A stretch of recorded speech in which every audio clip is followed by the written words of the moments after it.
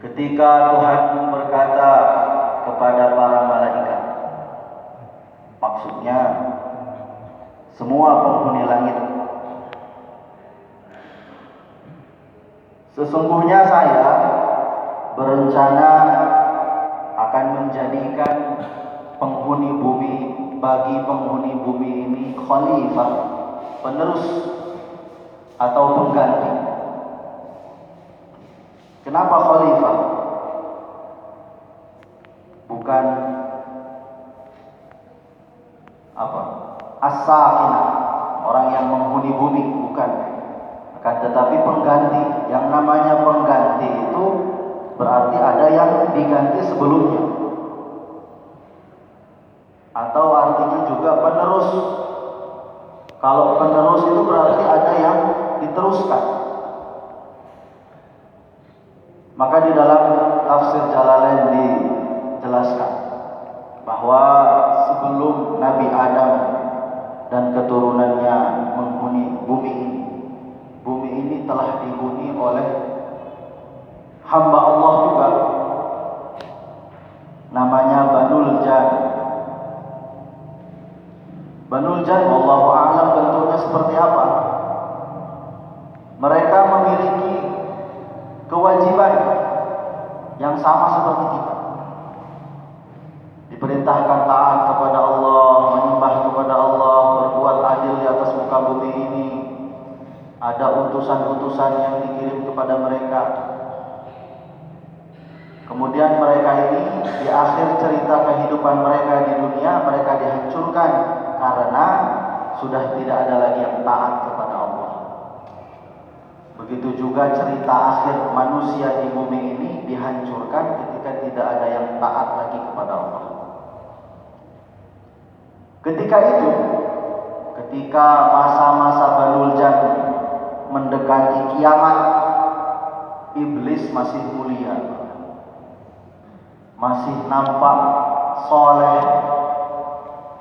Maka Allah utus iblis untuk menghancurkan Banul Jan.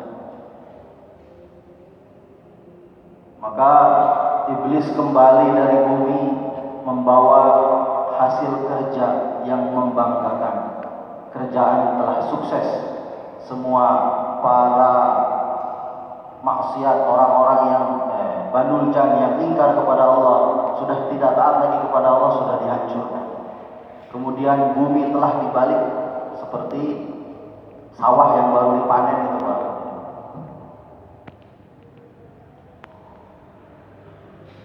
Maka hadirin yang dirahmati Allah Subhanahu wa taala, ketika bumi ini mulai menumbuhkan hijau-hijauan di akhirat sana, Allah sudah menyiapkan Nabi Adam masih berupa patung. Maka kata Allah, ini adalah penerus Banul Jan. Maka apa kata para malaikat? Ya Allah, ataj'alu fiha man yufsidu fiha wa yasfiku dima? Apakah engkau akan menjadikan di bumi makhluk yang akan merusak lagi, yang akan mengalirkan darah? Maka ini dapat disimpulkan bahwa Banul Jan juga dulu ketika mereka banyak membuat kerusakan di pertumpahan darah, pembunuhan, maka sudah mendekati kiamatnya Banul Jan. Dan itu menjadi kesan terakhir bagi para malaikat. Maka mereka bertanya seperti itu ketika Nabi Adam masih berupa patung. Apakah engkau akan menjadikan di bumi orang yang sama, makhluk yang sama seperti Banul Jan? Untuk apa? Sementara kami ini mensucikanmu, mengagungkanmu, belum cukup ya Allah. Maka apa kata Allah? Inni a'lamu ma la ta'lamun. Sesungguhnya saya mengetahui apa yang tidak kamu ketahui. Kalian tuh nggak tahu, udah nurut aja, dengerin aja ceritanya. Maka hadirin yang dirahmati Allah Subhanahu wa taala, iblis dia ini punya kemampuan mengecilkan badan. Maka dia ini mengecilkan badannya, kemudian masuk ke dalam tubuhnya patung Nabi Adam. Dia masuk lewat hidung, dia lihat di kepalanya ada bolong, di telinganya ada bolong, di mulutnya ada bolong, tenggorokannya ada bolong, di dadanya ada bolong. Maka kata iblis, makhluk yang banyak bolong-bolong seperti ini nanti sifatnya ini tidak punya pendirian, mudah terpengaruh. Sudah niat 4 bulan istrinya meneteskan air mata, ya udah 40 hari aja. Niat sudah bawa alas, bawa baju ganti, mau itikaf di markas, hujan rintik-rintik, aduh. Cuma tergoda berubah pendiriannya dengan air. Maka hadirin yang dirahmati Allah Subhanahu wa taala, ketika iblis menjelajahi tubuhnya Nabi Adam, beliau menemukan satu rongga juga di pinggiran hati Nabi Adam. Maka kata iblis, nah ini tempat saya nanti kalau mau masuk ke dalam tubuh manusia, ini tempat saya. Tapi ketika itu belum ada rencana dia untuk menggoda, karena nggak ada masalah. Belum ada masalah sama Nabi Adam. Maka singkat cerita para hadirin yang dirahmati Allah Subhanahu wa taala, Allah tiupkan ruhnya Nabi Adam. Ketika sempurna ruhnya Nabi Adam, maka beliau bersin. Maka Allah wahyukan kepada beliau untuk memuji Allah. Alhamdulillah. Maka Allah juga mengilhamkan kepada para penghuni langit, yarhamukallah. Maka kata para ulama, ini bersin, ini fitrah. Kalau orang bersin, berarti dia ini dalam kondisi fitrah, bersih, hatinya bersih, pikirannya bersih. Maka kadang kalau pagi-pagi kita bangun tidur, zikir sama Allah, terus diam sebentar, gak ada yang kita pikirkan, terkadang bersih. Maka ini berarti hati kita, pikiran kita masih bersih, belum ada pikiran-pikiran yang lain. Maka ketika Nabi Adam sudah sempurna, sudah hidup, Allah perintahkan kepada penghuni langit, sujudlah kepada Adam alaihissalam. Maka semuanya bersujud kecuali iblis. Disinilah nampak kebusukannya iblis para hadirin. Allah yang memerintahkan langsung sujud, maksudnya di sini sujud penghormatan. Sambut ini, ada manusia, ada makhluk baru. Kalau bahasa pesantren, ada santri baru. Ini santri lama, sambut santri baru. Kalau bahasa karbonnya, ini ada karbon 3 hari, diikram.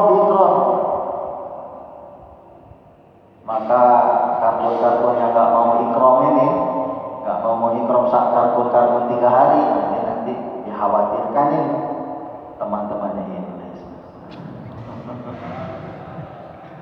Ceritanya begitu para hadirin. Iblis itu ketika disuruh sujud, Allah menjelaskan ini bukan sujud menyembah, ini sujud menghargai, ini sujud menghormati Nabi Adam sebagai hambanya Allah yang baru. Maka sujud kamu sebagai penghormatan kepada Nabi Adam.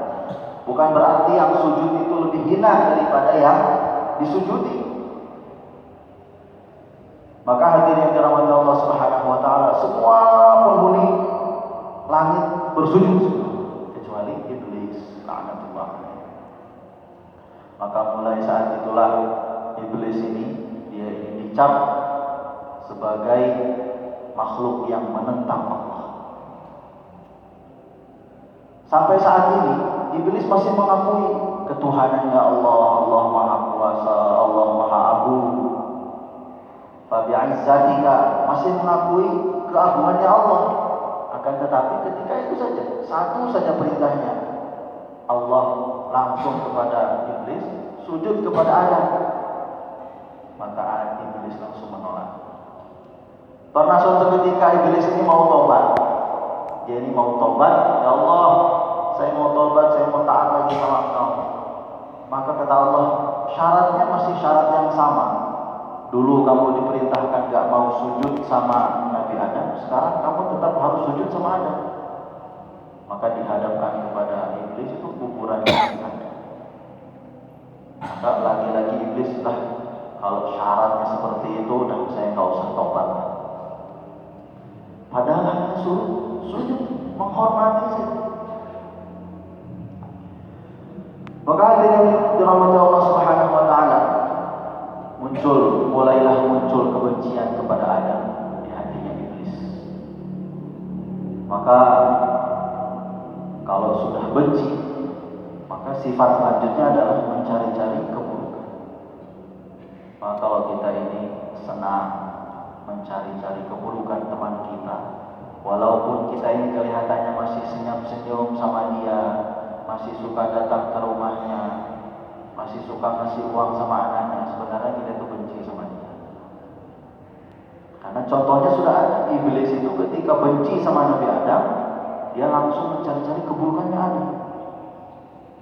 Maka ketika Nabi Adam ini diperintahkan untuk tidak mendekati pohon khuldi, untuk tidak memakan buahnya, maka ini dijadikan kesempatan. Nah ini Adam itu sifatnya tidak bisa berpegang teguh pada sesuatu, mudah terpengaruh. Akan saya goda dia untuk makan buah khuldi, biar nampak jeleknya dia di mata Allah dan di mata semua penghuni langit. Maka dia berusaha menggoda kepada Nabi Adam. Nabi Adam tidak terpengaruh, karena beliau ini dijaga oleh Allah. Maka iblis ini mulai menggoda dengan cara yang lain.